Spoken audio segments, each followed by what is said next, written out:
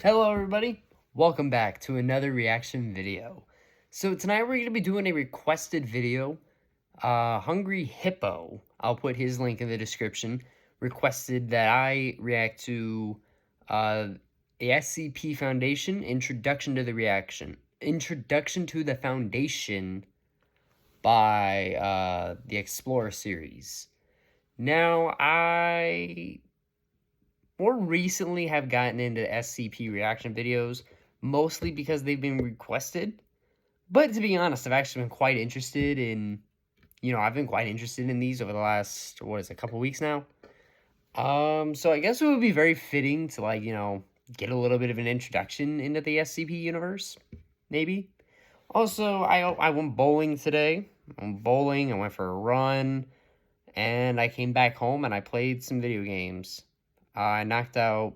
I didn't really have any homework this weekend, so I was cool. And then I remembered this, so I was like, you know what? Why don't I just end my weekend off by making a reaction video? So, yeah, that's what we're going to be doing. I had today off, so didn't really have anything to work on. But yeah, anyways, guys, I'll have the original link in the description, so if you want to go check that out with my face in there, you can go do just that. Make sure you guys go subscribe to the Explorer series. I'll also have that link in the description, as well as Hungry Hippo's link in the description as well. And with that being said, you guys, let's hop right into this video.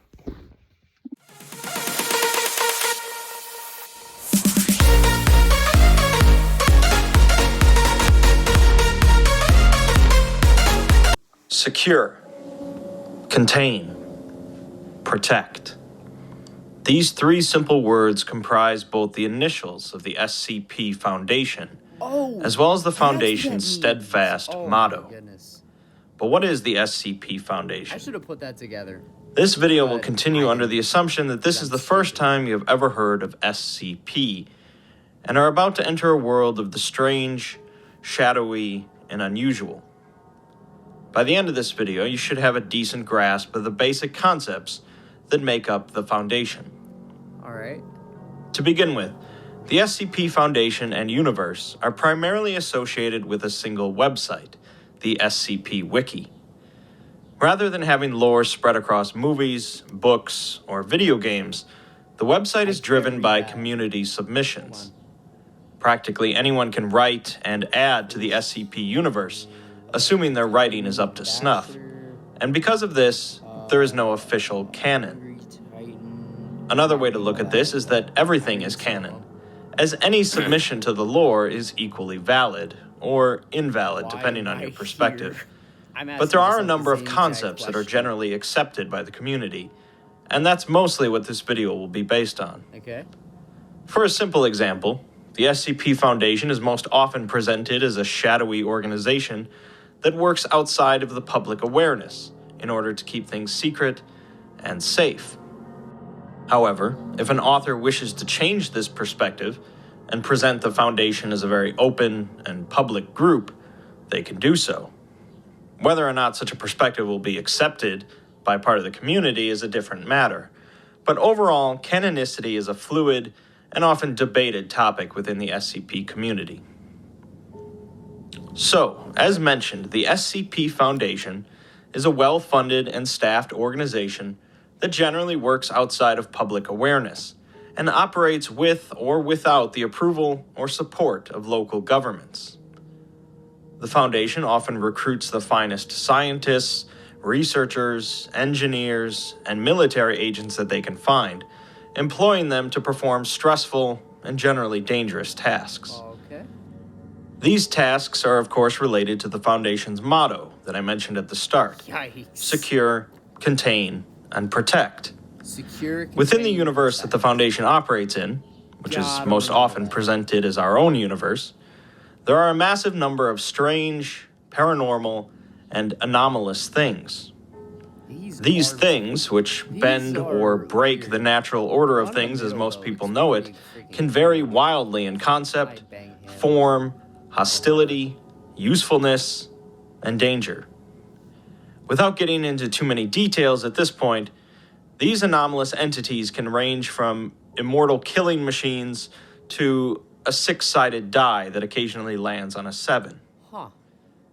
Some can be used to greatly benefit the Foundation, such as pills that can cure any disease, while others continually threaten both the Foundation and all life on Earth, such as massive eldritch entities for which the Foundation has no idea how to contain. Each of these entities, or at least the ones known to the Foundation, are given an entry on the website. These entries, known as Special Containment Procedures, or SCPs, generally follow a similar format and contain information written and cataloged by researchers working for the Foundation. Wait, hold on. Each SCP is given a number, and at the time of this video, there are nearly 4,000 SCPs logged in the system. Next, each SCP is assigned an object class, That's a lot. which is a somewhat broad indicator of how easily an SCP is contained, or how reliably it can be contained. There are 4 main object classes used across the Foundation, although occasionally others will crop up. Safe class SCPs are those that are most easily contained, with little to no chance of a containment breach occurring. It's important to note that safe can apply to SCPs that are harmless or beneficial, but also to SCPs that are incredibly dangerous, but easy for the Foundation to contain and protect. Okay. A key that can open any lock it touches, and a cooperative individual that can manipulate reality are both safe SCPs. One step higher is the Euclid object class, signifying the broadest classification of SCPs, where containment is more complicated and or less reliable than safe SCPs. All right. Many autonomous or living SCPs are classified as Euclid due to their inherent unpredictability. A red disk that can transport someone to an alternate dimension, a humanoid that kills all plant life around him, and an orb that continually expands the interior of any building it's placed in are all Euclid-class SCPs. Keter SCPs are those that are excessively difficult to contain for one reason or another, and often are incredibly dangerous to either the Foundation or others, although that is not always the case. An immortal reptile that hates all life, a highly infectious disease that takes over its host to spread itself, and a cake that infinitely duplicates itself are all Keter-class SCPs. A cake? Finally, there is Thaumiel, highly classified SCPs that stand apart from the others, generally due to their use to the Foundation in locating or containing other SCPs. Among the basic object classes, Thaumiels are the rarest, reserved for the most guarded secrets of the Foundation, and are generally more difficult to define than the others. They got 2 of the zeros. A facility capable of rebuilding humanity after an apocalypse, and a machine capable of sending individuals into the future are both Thaumiel SCPs. After the object class is listed, the following information for each entry is generally the special containment procedures, meaning the steps and processes the Foundation goes through in order to keep the entity contained. These containment procedures, of course, vary wildly, ranging from simply putting the safest SCPs in a drawer to lengthy procedures featuring strict rules and unique restrictions, to some SCPs that the Foundation has no idea how to contain.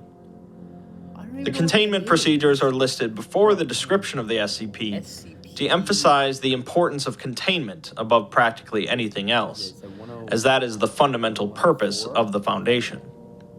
No, 106. Some SCPs are kept in the same location where they were found, isolated and quarantined due to certain circumstances, and others, such as exceptionally cooperative humanoids, might be allowed to freely roam a Foundation facility from time to time. Okay.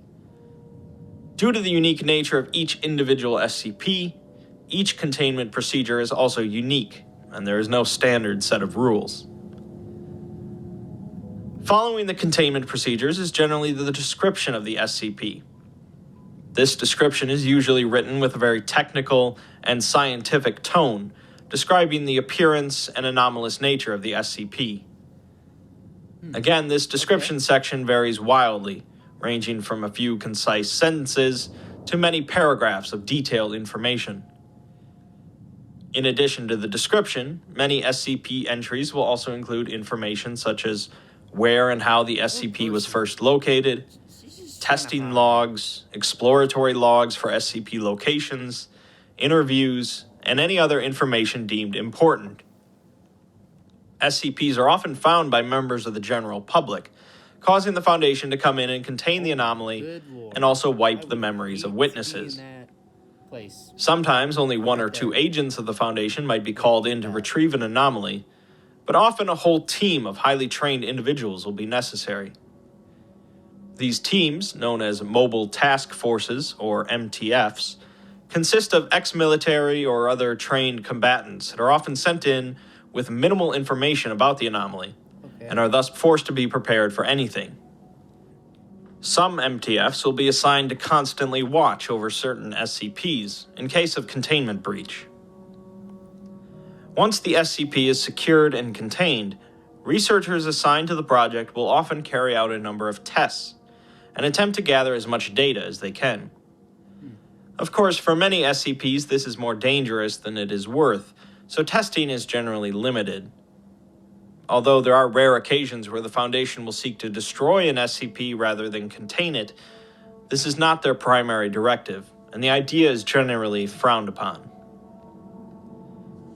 One of the primary ways that researchers test and interact with SCPs is through the use of D-Class personnel.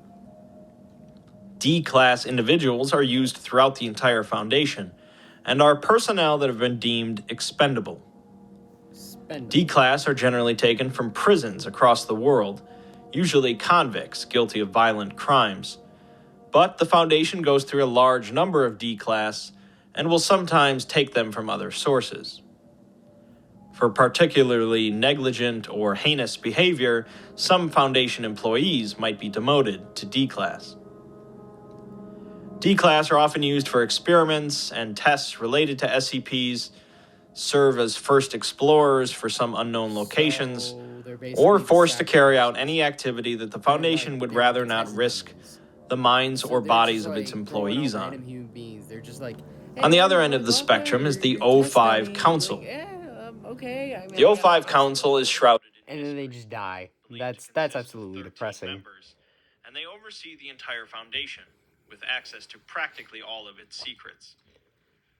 Many rumors have spread about the O5s, including the rumor that they use their unlimited access to SCPs to maintain immortality. Below the O5s, but still with a large amount of responsibility, are the site directors. The Foundation operates a large number of facilities around the world, primarily functioning as prisons for SCPs, and each one is overseen by a site director. These facilities vary in size, with some just built around one or two SCPs, and others housing hundreds of anomalous items. There are, of course, other organizations besides the Foundation that have taken an interest in anomalous objects. These groups of interest range from the mischievous to occasionally cooperative and the openly antagonistic. The Chaos Insurgency is a splinter group of the Foundation that attempt to obtain as many SCPs as possible. The Church of the Broken God is a religious organization seeking to resurrect a shattered deity, and the Global Occult Coalition is a counter-organization to the Foundation, dedicated to destroying SCPs and backed by the United Nations.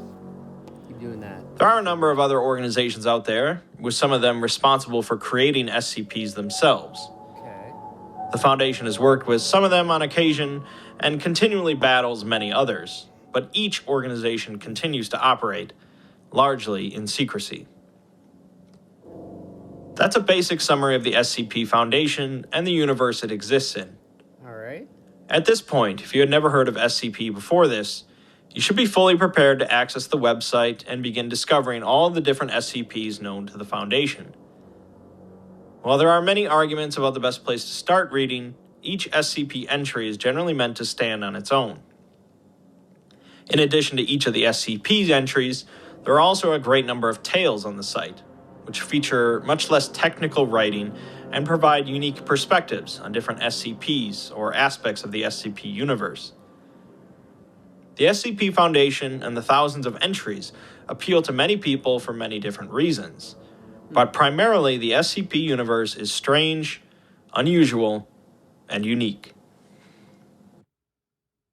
Definitely. I barely got, what is this? Remember this, the Foundation is not evil. We do not torture people just because we are against unnecessary cruelty, which means somebody has to decide when cruelty is necessary, and that somebody is us. The Foundation protects humanity from SCPs, and we protect the Foundation from itself. We judge what is and is not acceptable for the Foundation to do so. We balance evil so that on the whole, and in the long run, evil is minimized. Ethics Committee Orientation. Holy crap, I actually read all that in time. You read all that in time? So I guess there's no music, so I guess if the video is still going, I could just talk for a little bit. Yeah, this is interesting. I mean, I'm a little tired, so I'm yawning as I'm tired. I'm tired. I'm a little tired. All right. But yeah, this was overall not a bad introduction. It was a good introduction, although I have seen two, SCP videos before this, so. But I mean, you know what? At least I watched the introduction, and now I feel like I can actually watch other SCP videos. Sorry this took so long to get to. I've been busy with a lot of other things. I try to make sure that I don't put these off, but unfortunately I am. And I know I couldn't get to this on Friday. I had work late, and then I had to get up for a track meet the very next day. But yeah, I don't think Saturday I have anything going. Well, I have work, but I don't have to go until it's a little bit later in the day. So, hopefully, barring anything bad that happens to me, I should be able to get to the next one on Friday night on schedule. I actually almost missed this one, but I remembered. I was like, oh shoot, hold on. There's an SCP introduction video that I still gotta get to. I gotta watch that. Just know I try to get these out as quickly as I can, but my schedule is very jam-packed and busy. Saturdays are generally slated for SMG4 reaction videos, and normally I don't upload during the weekdays unless I have a day off, like today, or Wednesday when SMG4 posts a new video. But yeah, anyways, guys, I hope you enjoyed this video, or at least somewhat enjoyed it. If you did, make sure you hit that like button. Subscribe if you want more content just like this. Click that notification bell if you want more reactions, and you want more content later on in the future. And with that being said, you guys, this is GeekScout26, signing off.